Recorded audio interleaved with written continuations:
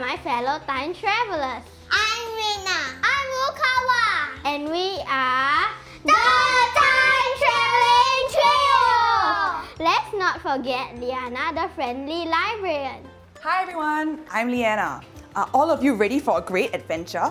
In this series, we'll be doing what time travelers do best, going on an epic excursion through time and taking a peek at life in Singapore back then. So let's jump right in.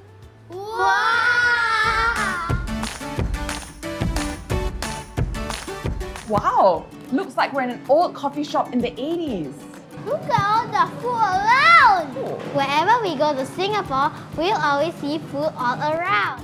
Exactly. So to satisfy all the foodies out there, today's episode will be on Everything Yums! Here in Singapore, we love our food, and I'm sure we all have our favorite places to eat. So for today's food adventures, we've invited a very special guest. She's a food lover, and she knows all about food from the past. So let's welcome Aunty Linda! Hello everyone. I grew up in Chinatown area. It's a street food where my grandmother sells prawn noodles. So we all have to help. In the old days, we all use charcoal. Ooh. We don't use stove. My job is to pick the charcoal into a tin where my grandma will bring it out to the store to heat the food. So if you had to open a hawker shop, a hawker store with your family, what food do you think you would sell? Chicken rice. I would open up a stall selling satay. Satay. Satay. Wow. Back then, actually, they put all the satay out on a plate, and then you would pick all the things that you want, and then after you finish eating, the seller would count the number of sticks and then charge you the bill. So can you guess how early it was that hawkers first appeared in Singapore? 80s? 80s? 50s? 50s? But actually the very first historical records of when there were hawkers in Singapore was in the 1800s. Just such a long time ago. A long time ago. Long time ago, because hawkers used to roam around, like go around the streets, visit, go past houses, almost like home deliveries. And sometimes they will also set up shop at the corner of different streets. If there was something that you could sell as a street hawker, what would it be? Now what will you sell? Yes, Rina. Cake? Do you like baking cake? What kind of cake? Ice cream cake. Oh, Nice. how about you, Sarah? Noodles? Noodles? You like eating noodles? What sort of noodles? Fishball. Fishball noodles. Fishball noodles were sometimes sold as Tok Tok Noodles. Have you heard of Tok Tok Noodles before? What? That Tok noodle? Tok Tok Noodles. No, I didn't. Why do you think they might be called Tok Tok Noodles? Tok Tok Noodles. You want people to know that you are here ready to sell something. What do? You create some sound, right? Like ice cream man, they come with the bell, right?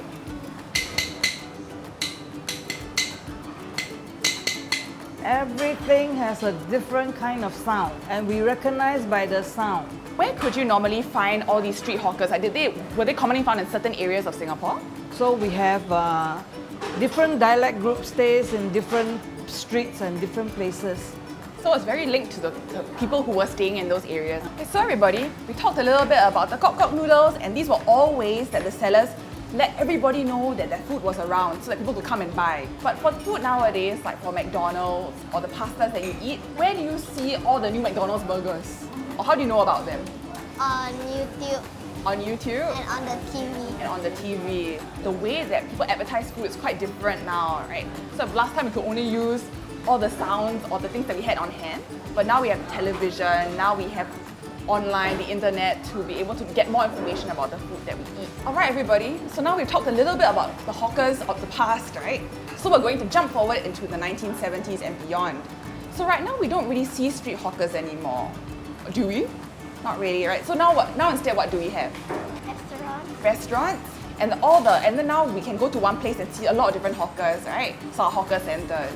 So actually in the 1971 to about 1986 period, the government undertook this mass moving of all the street hawkers.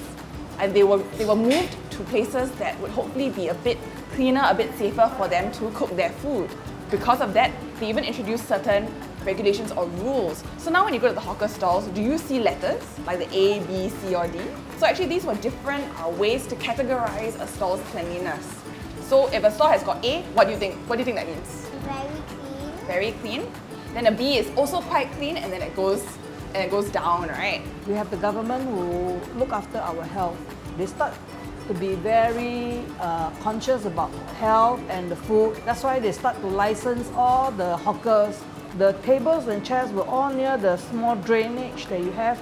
And you see all the rats start running around, the stray cats or stray dogs and all this. There were no control on all these pests and stuff like that. Oh, quite scary. Yeah. Have you ever seen rats running around, No. No more, right? No more, right? So lucky you. You need to apply for a license and you have to go through tests, correct? You have to be healthy. The way you prepare food, it must be hygienic, must be clean, must be proper. You cannot use your hand to handle the food. So now we're going to move on to, what do you see in front of you? So do you recognize some of these snacks in front of you? Yes.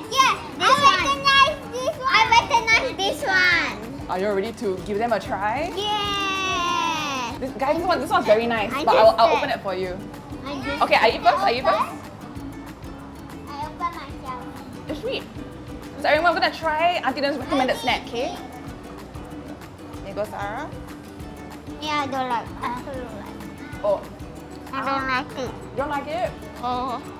有点酸啊。 I think yeah. Too sour. Very sour. So it's quite different from the candy you normally have. Right, everybody, I've got some photos to show you. Are you ready to take a look? We were talking about hawkers, right, and food. So what do you think there is over here? People selling food. People selling food. So this is actually a bunch of stalls that were next to the Singapore River. But you can see it looks quite old, right, this photo. So when do you think it was taken? 70s. 70s? This is actually taken in the 70s, yeah, right? So how could you tell it was taken in the 70s? People started selling food like together. That's right. So in the 70s, it was still before all the hawkers were relocated to the food centres, right? So this photo looks maybe a bit more similar to the first photo we showed, right? But is there anything interesting or anything that stands out to you about this photo? You can see that they're all very close together, right? Yeah. What do you think it must have been like eating in a place like this? Oh. Crowded? Crowded. Yeah. Crowded? It was actually a car park area as well. So they made a car park area into a food centre too.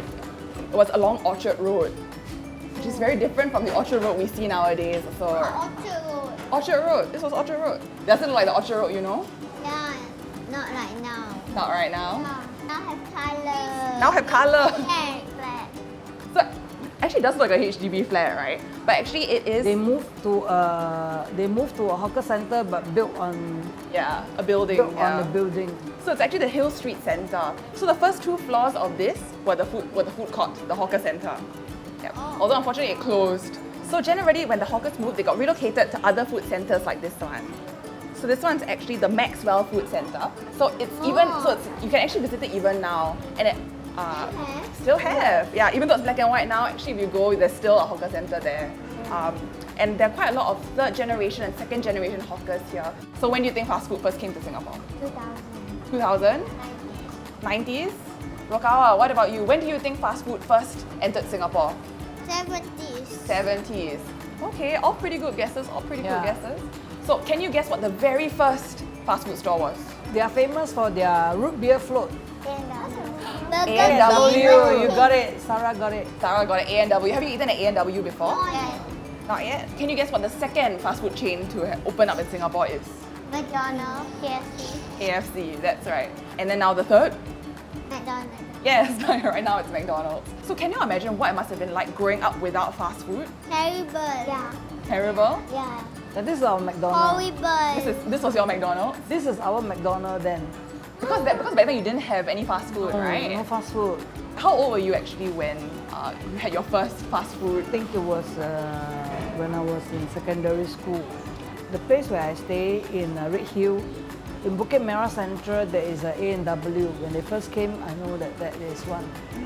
And there's a KFC as well. So, Aunty Linda, could you tell us a little bit more about this old school lollipop? Old school lollipop is the malt candy, and the uncle will come in a pot, and he will make noise with his pot, then we know that he's here, and he will just take 2 sticks, like the disposable chopsticks we have now, and he will just twirl the candy and pass it to you, and you're supposed to eat it. So what is the candy made out of? It's made out of sugar. But so far, sugar as an ingredient sounds quite nice, right? So do you want to give making your own malt candy a try? But before we begin, maybe Aunty Linda can give us a demonstration. All right? We play with it. Okay. We Ooh. start to pull and maybe a bit more. Then you shake. Okay, guys. So this is what it looks like when it's a bit harder, and then you just sugar. Very sweet. It's Super sugar. sweet. I think you'll like it. Okay, I'll just try. Are you all ready to give it a go? Yes! Sarah, you can give it a go first. Can do it together. Well done.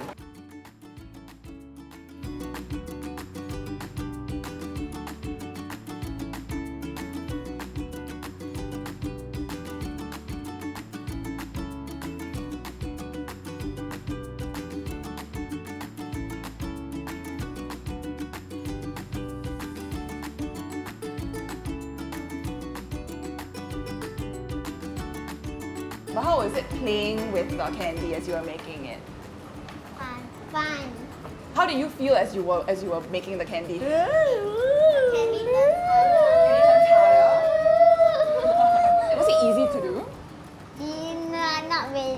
Why? Not really. Okay, what about it wasn't that easy? Because it was later drip. It was Would you?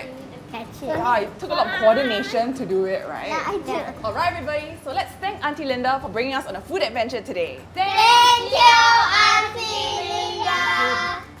It was very interesting. Today I learned to make my own malt candy. And I'm so glad that we don't need to worry about falling sick when we go out to eat these days. And that brings us to the end of today's episode.